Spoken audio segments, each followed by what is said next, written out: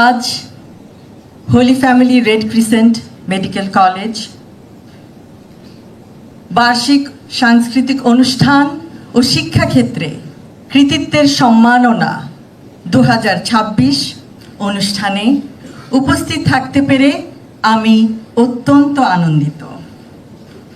আমি অভিনন্দন ও শুভেচ্ছা জানাই সেই সকল শিক্ষার্থীবৃন্দকে যারা আজ কৃতিত্বের সম্মাননায় ভূষিত।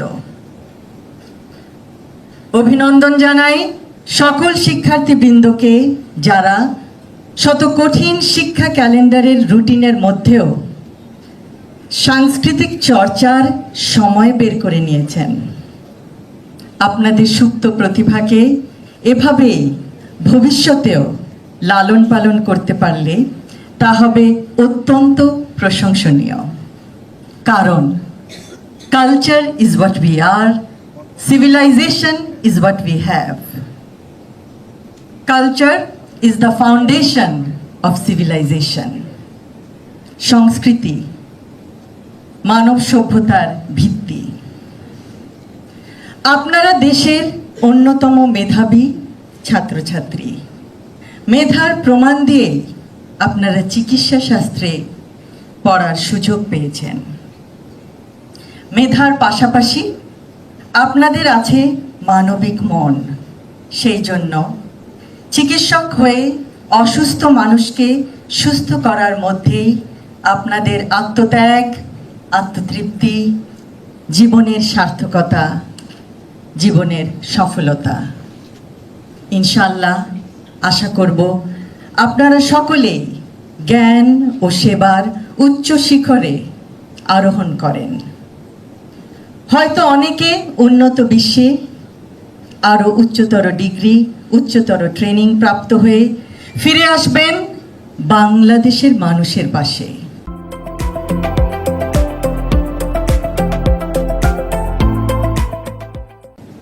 তার সংকটময় সময়ে তাকে সান্ত্বনা দিতে, তাকে চিকিৎসা দিতে। বাংলাদেশে চিকিৎসক ও রোগীর অনুপাত 0.83 বনাম 1000, অর্থাৎ প্রতি একজন ডাক্তারকে দেখতে হয় 1200 থেকে 18 জন অসুস্থ দেশবাসীকে। গ্রামাঞ্চলে এই অনুপাত আরো ভিন্নতর। এই পরিস্থিতির হয়তো পরিবর্তন সম্ভব যদি আমরা শিক্ষা জীবন থেকেই দেশ সেবার সংকল্পে দৃঢ়ভাবে প্রতিজ্ঞাবদ্ধ হই। 70 থেকে 75% ডাক্তার শহরাঞ্চলে, কিন্তু 78% দেশবাসী থাকে গ্রামে, প্রত্যন্ত অঞ্চলে। নার্সদের অনুপাত 0.549 বনাম 1000। বিশ্ব স্বাস্থ্য সংস্থার মানদণ্ড 2.28 ডাক্তার প্রতি 1000 জনের জন্য। বিশ্ব স্বাস্থ্য সংস্থার মানদণ্ড 1.48 নার্স প্রতি 1000 জনের জন্য। সরকারি চিকিৎসকদের অনুপাত প্রতি 6500 জনের জন্য মাত্র একজন চিকিৎসক। সেই জন্যই চিকিৎসা এখনো দারিদ্র্যের অন্যতম কারণ। আপনাদের দিকেই তাকিয়ে আছে বাংলাদেশ। আপনারা নিশ্চয়ই মেধা, শ্রম, অধ্যবসায় ও দেশপ্রেম এ উদ্বুদ্ধ হয়ে গড়ে তুলবেন সকলের কাঙ্ক্ষিত চিকিৎসা ব্যবস্থা ইনশাআল্লাহ। আমাদের দেশে গ্রামাঞ্চলে চিকিৎসকের অভাবে গ্রামবাসীরা সঠিক সময়ে চিকিৎসা থেকে বঞ্চিত হন। কিন্তু দেশবাসীকে সেবার লক্ষ্য নিয়ে এগিয়ে গেলে নিশ্চয়ই এই সমস্যারও সমাধান আছে।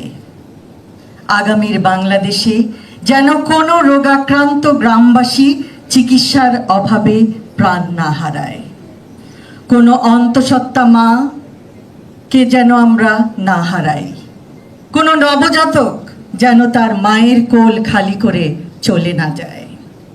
এমন একটি চিকিৎসা ব্যবস্থা গড়ে তোলা যায় যা পৃথিবীর বুকে দৃষ্টান্ত স্থাপন করবে। কারণ everyone's health matters. সবার স্বাস্থ্যই গুরুত্বপূর্ণ। অনেকেই বলতেন আমরা একটা মেম্বার ইলেকশনও পাস করব না, আমরা 200 ভোট পাওয়ার জন্য আমরা সকালে নির্বাচনী কার্যক্রমে বের হতাম। ইনশাআল্লাহ আসমানের ফয়সালা, আল্লাহর ফয়সালা এবং জনগণের সমর্থন, এই দুইটাকে নিয়ে আমরা সংসদে 6 জন আপনাদের পক্ষে কথা বলার জন্য গিয়েছি। আমরা বিশ্বাস করি যেহেতু জনগণের ভোটে, জনগণের হয়ে, জনগণের দ্বারা আমরা নির্বাচিত, সেজন্য সংসদে আমরা জনগণের পক্ষে কথা বলতে পারি। এনসিপির যেই সংসদ সদস্যরা রয়েছে তারা কোনো ব্যবসায়ীর হয়ে কথা বলতে হয় না, যারা বিদেশের হয়ে কথা বলতে হয় না, যারা আপনাদের স্বার্থে কথা বলতে পারে।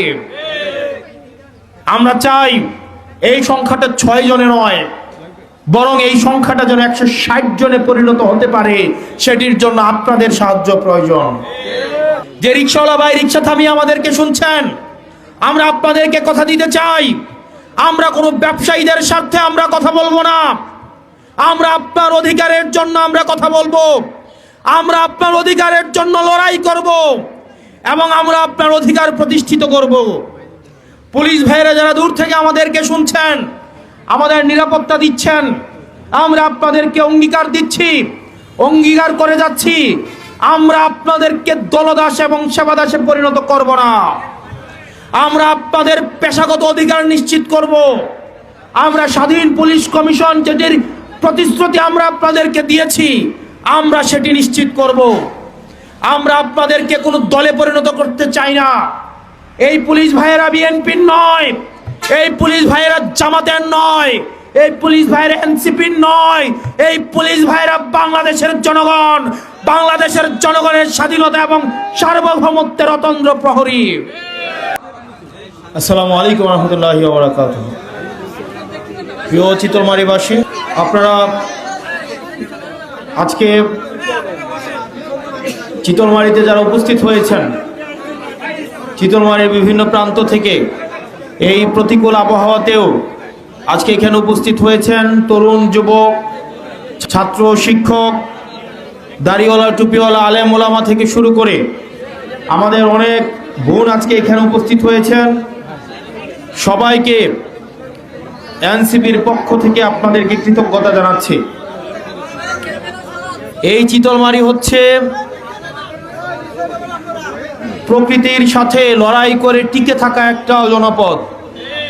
2007 সালে যখন সিডরের আক্রমণ হয়, তখন বাগেরহাটের যে সমস্ত অঞ্চল অপ্রত্যাশিতভাবে ক্ষতিগ্রস্ত হয়, তার মধ্যে চিতলমারী অন্যতম। একই সাথে সাথে প্রত্যেক বছর সমুদ্র উপকূলবর্তী হয়, সুন্দরবনের উপকূলে হয়, প্রত্যেক বছর প্রাকৃতিক দুর্যোগের সাথে লড়াই করে ভাঙা গড়ার মধ্য দিয়ে এই চিতলমারী টিকে আছে। চিতলমারী ইতিহাসের প্রত্যেকটি পর্যায়ে তাদের যেই দৃঢ়তা, তাদের যেই প্রত্যয়, সেই প্রত্যয়ের পরিচয় তারা সবসময় দেখিয়ে আসছে। আজকে চিতলমারীতে দাঁড়িয়ে বাংলাদেশ একটি সংকটকালীন সময়ের মধ্য দিয়ে যাচ্ছে। এই সংকটকালীন সময়ে আমরা দেখতে পাচ্ছি দীর্ঘ ফেসিবাদের সময়ে পরবর্তীতে মানুষের যে আকাঙ্ক্ষা তৈরি হয়েছিল, সেই আকাঙ্ক্ষায় এখন হতাশায় পরিণত হচ্ছে।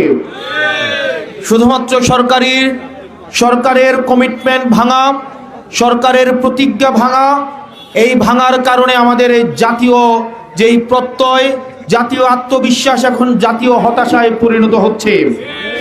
আমরা প্রত্যাশা করেছিলাম এই সরকার এসে একটা শক্তিশালী উপকূল ব্যবস্থা এবং সমুদ্র প্রতিরোধ এবং প্রতিরক্ষা ব্যবস্থা তৈরি করবে, 3 বাহিনীকে শক্তিশালী করার জন্য মনোযোগ দিবেন এবং একটি নেটওয়ার্ক সেন্ট্রিক ব্যবস্থা গড়ে তুলবেন। অত্যন্ত দুঃখজনক বিষয়, আমরা দেখতে পেয়েছি সাইবার ও ড্রোন প্রযুক্তিতে সক্ষম করার পরিবর্তে আমরা এই সরকারের স্পষ্টতই কোনো প্রতিরক্ষা ব্যবস্থা, প্রতিরক্ষা নীতি আমাদের সামনে উপস্থাপিত হয়নি। আমরা প্রত্যাশা করেছিলাম সরকারি অফিসগুলো ঘুষ এবং দুর্নীতি মুক্ত হবে। অত্যন্ত পরিতাপের বিষয়, সরকারি অফিসগুলো এখনো পর্যন্ত ঘুষ এবং দুর্নীতি থেকে মুক্ত হতে পারেনি।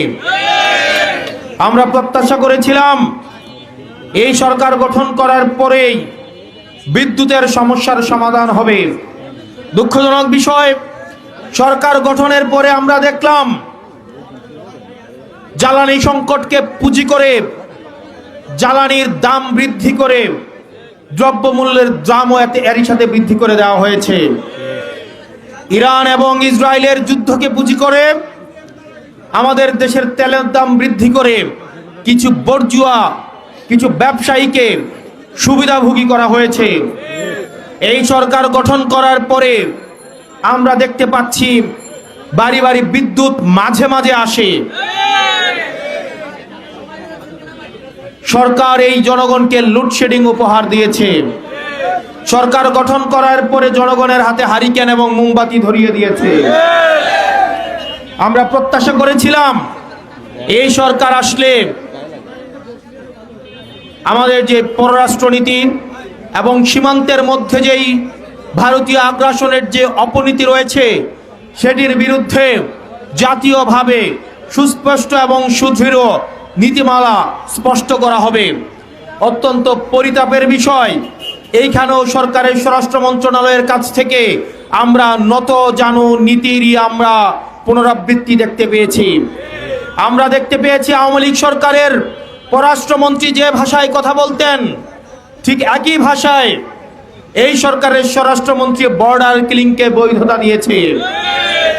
তবে বর্ডারে আমাদের বিজেপির ভাইয়েরা যেই দৃঢ়তার সাথে তারা তাদের দায়িত্ব পালন করেছে সেটির জন্য আমরা এনসিপির পক্ষ থেকে বিজেপির ভাইদেরকে আমরা কৃতজ্ঞতা জানাই।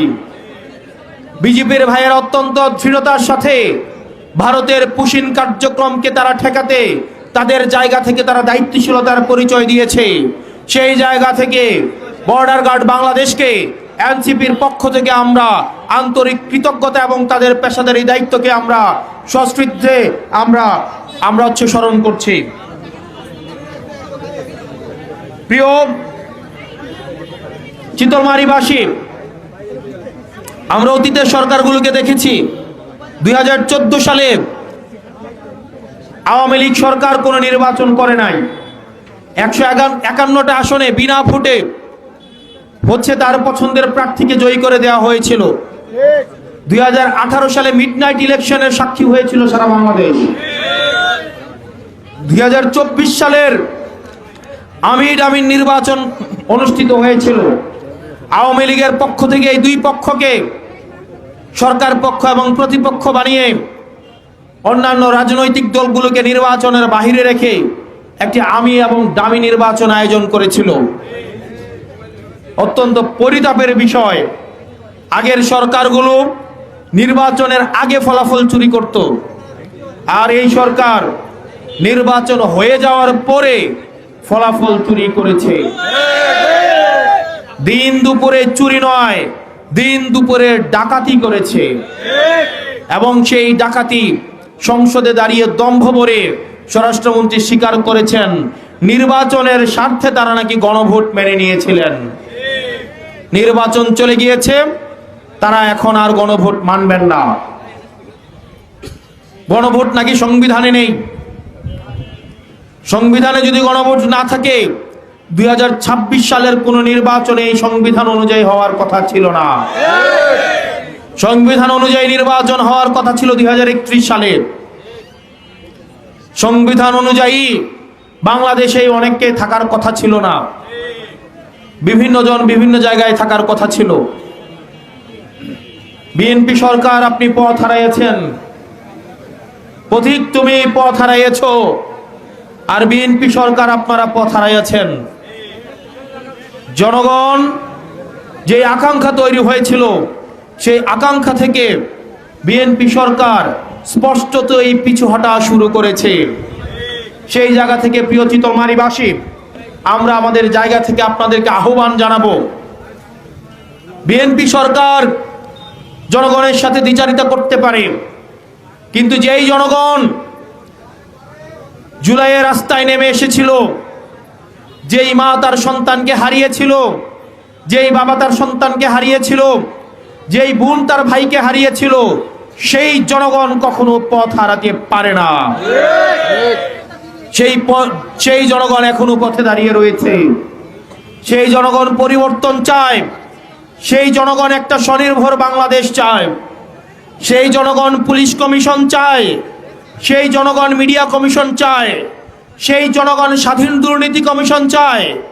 সেই জনগণ এখনো পর্যন্ত আমাদের যেই মানবাধিকার কমিশন রয়েছে, আমাদের এই মানবাধিকার কমিশন চায়।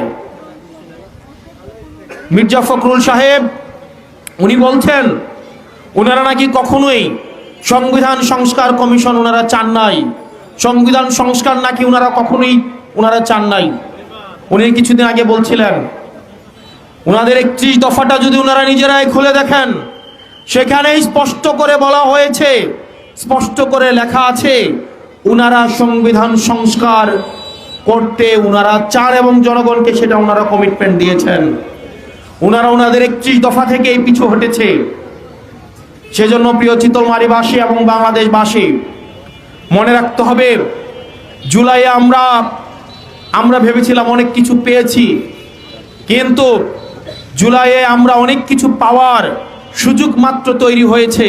আমরা সেই অর্থে বাংলাদেশের জনগণ কিছুই পাইনি, বরং অনেক কিছু পাওয়ার সুযোগ তৈরি হয়েছে। এই সুযোগ আমাদের জনগণকে কাজে লাগাতে হবে। আজকে আমরা আপনাদের কাছে এসেছি আপনাদের সাহায্যের জন্য। আপনারা আমাদেরকে সাহায্য করবেন। আমরা আপনাদেরকে অনেক কিছু দিতে আসি নাই, আমরা আপনাদের কাছে সাহায্য প্রার্থনা করতে এসেছি। আমরা একটা দল গঠন করেছি, যেই দলের এখনো 2 বছর হয় নাই। গত ফেব্রুয়ারির 28 তারিখ 1 বছর পূর্ণ হয়েছে। আজকে জুলাই মাসের 21 তারিখ চলছে। 1 বছর 4 মাসের মতো আমাদের একটা দল হয়েছে। এই দলের পক্ষ থেকে আমরা যখন ত্রয়োদশ জাতীয় সংসদ নির্বাচনে প্রার্থী হয়েছি, অনেকেই বলতেন আমরা একটা মেম্বার ইলেকশনও পাস করব না। আমরা 200 ভোট পাওয়ার জন্য আমরা সকালে নির্বাচনী কার্যক্রমে বের হতাম। ইনশাআল্লাহ আসমানের ফয়সালা, আল্লাহর ফয়সালা এবং জনগণের সমর্থন, এই দুইটাকে নিয়ে আমরা সংসদে 6 জন আপনাদের পক্ষে কথা বলার জন্য গিয়েছি। আমরা বিশ্বাস করি, যেহেতু জনগণের ভোটে, জনগণের হয়ে, জনগণের দ্বারা আমরা নির্বাচিত, সেজন্য সংসদে আমরা জনগণের পক্ষে কথা বলতে পারি। এনসিপির যেই সংসদ সদস্যরা রয়েছে, তারা কোনো ব্যবসায়ীর হয়ে কথা বলতে হয় না, যারা বিদেশের হয়ে কথা বলতে হয় না, যারা আপনাদের স্বার্থে কথা বলতে পারে। আমরা চাই এই সংখ্যাটা 6 জনে নয়, বরং এই সংখ্যাটা যেন 160 জনে পরিণত হতে পারে, সেটির জন্য আপনাদের সাহায্য প্রয়োজন। প্রিয় চিতলমারীবাসী, আপনারা অনেক দল দেখেছেন, অনেক দল করেছেন। ইতিহাসের এই পর্যায়ে এসে, ইতিহাসের স্তরে স্তরে আমরা প্রতারিত হয়েছি। এই তরুণ প্রজন্মর পক্ষ থেকে আমরা আপনাদের দুয়ারে এসে দাঁড়িয়েছি, রিক্ত হাতে, শূন্য পকেটে, কিন্তু স্বপ্ন নিয়ে, বাংলাদেশ গড়ার স্বপ্ন নিয়ে আমরা আপনাদের দুয়ারে এসেছি। আমরা তরুণদের সামনে দাঁড়িয়েছি, বেকারদের সামনে দাঁড়িয়েছি, চাকরিজীবীদের সামনে দাঁড়িয়েছি, শ্রমজীবী খেটে খাওয়া মানুষের সামনে দাঁড়িয়েছি, সাংবাদিক ভাইদের সামনে দাঁড়িয়েছি, রাজনীতিবিদদের সামনে দাঁড়িয়েছি। আমরা আপনাদের সামনে এক নতুন বাংলাদেশের স্বপ্ন নিয়ে আপনাদের সামনে দাঁড়িয়েছি। আমরা বিশ্বাস করি আপনারা আমাদেরকে নিরাশ করবেন না। আমরা চাই আমাদের এই সংগঠনের বিস্তার করার জন্য, এই সংগঠন বাংলাদেশের প্রত্যেকটা ঘরে ঘরে, প্রত্যেকটা গ্রামে, প্রত্যেকটা ওয়ার্ডে, প্রত্যেকটা ইউনিয়নে এবং উপজেলায় পৌঁছে দিতে আপনাদের নিরঙ্কুশ সমর্থন আমাদের প্রয়োজন। আজকে আপনারা এইখান থেকে যারা ফিরে যাবেন, প্রত্যেকটা গ্রামে অন্তত একটা মানুষ আমাদের এনসিপির বার্তাটা আপনারা পৌঁছে দিবেন, ভবিষ্যতের কাছে পৌঁছে দিবেন, স্কুল কলেজের বাচ্চাদের কাছে পৌঁছে দিবেন, আমার মায়েদের কাছে পৌঁছে দিবেন, নারীদের কাছে পৌঁছে দিবেন যারা ইতিহাসের প্রত্যেকটা স্তরে তারা তাদের অধিকার থেকে বঞ্চিত। যেই নারীদের সম্মান শুধুমাত্র নির্বাচনের আগে বৃদ্ধি পায়, নির্বাচনের আগে নারীদের দাম বৃদ্ধি পায়, তাদের ঘরে ঘরে গিয়ে পায়ে পায়ে পড়ে তাদের তখন মূল্যায়ন হয়, কিন্তু নির্বাচনের পরে আমাদের নারীদের আর মূল্যায়ন করা হয় না। তাদের সিদ্ধান্ত গ্রহণ প্রক্রিয়ায় তাদেরকে যুক্ত করা হয় না। আমরা ওই নারীদের কাছে আমাদের বার্তা পৌঁছে দিবেন, তাদের সন্তানরা তাদের হয়ে আজকে এই চিতলমারিতে এসেছে, আমরা তাদের অধিকার প্রতিষ্ঠিত করতে চাই। যে রিক্সাওয়ালা ভাই রিক্সা থামিয়ে আমাদেরকে শুনছেন, আমরা আপনাদেরকে কথা দিতে চাই, আমরা কোনো ব্যবসায়ীদের স্বার্থে আমরা কথা বলবো না। আমরা আপনার অধিকারের জন্য আমরা কথা বলবো, আমরা আপনার অধিকারের জন্য লড়াই করব এবং আমরা আপনার অধিকার প্রতিষ্ঠিত করব। পুলিশ ভাইয়েরা যারা দূর থেকে আমাদেরকে শুনছেন, আমাদের নিরাপত্তা দিচ্ছেন, আমরা আপনাদেরকে অঙ্গীকার দিচ্ছি, অঙ্গীকার করে যাচ্ছি, আমরা আপনাদেরকে দলদাস এবং সেবাদাসে পরিণত করব না। আমরা আপনাদের পেশাগত অধিকার নিশ্চিত করব। আমরা স্বাধীন পুলিশ কমিশন যেটির প্রতিশ্রুতি আমরা আপনাদেরকে দিয়েছি, আমরা সেটি নিশ্চিত করব। আমরা আপনাদেরকে কোনো দলে পরিণত করতে চাই না। এই পুলিশ ভাইয়েরা বিএনপির নয়, এই পুলিশ ভাইয়েরা জামাতের নয়, এই পুলিশ ভাইয়েরা এনসিপির নয়, এই পুলিশ ভাইয়েরা বাংলাদেশের জনগণ, বাংলাদেশের জনগণের স্বাধীনতা এবং সার্বভৌমত্বের অতন্দ্র প্রহরী। আমরা মিডিয়ার ভাইদেরকে কথা দিচ্ছি, আমাদের রাজনৈতিক দল আপনাদের অধিকারও প্রতিষ্ঠিত করবে। আপনারা, আমরা জানি, আপনাদেরকে দিয়ে, আপনাদেরকে ওয়েপনাইজ করে মিডিয়া মাফিয়া তাদের স্বার্থ সংরক্ষণ করে, আমরা এই মিডিয়া মাফিয়াদের থেকে আপনাদের অধিকার আদায় করব।